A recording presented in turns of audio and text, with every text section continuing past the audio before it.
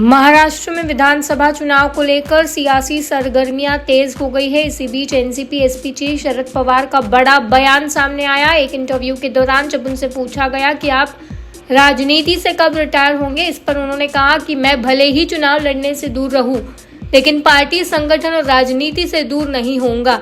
मैं तो 14 बार चुनाव लड़ चुका हूं। अब नई पीढ़ी और पार्टी पर ध्यान देकर उसे मजबूत करना है। कई ऐसे राजनेता हैं जो चुनाव नहीं लड़ते लेकिन पार्टी का काम करते हैं। मैं उसी हैसियत से जाना जाता हूं। इसके अलावा शरद पवार से पूछा गया कि महाविकास आघाड़ी की तरफ से उद्धव ठाकरे या किसी को सीएम फेस के तौर पर प्रोजेक्ट क्यों नहीं किया गया। इस पर उन्होंने कहा इसकी जरूरत नहीं थी, क्योंकि हमारा कॉम्बिनेशन चुनाव लड़ने के लिए है। चुनाव जीतने में कोई समस्या न आए, इसलिए हमने ये फैसला किया है।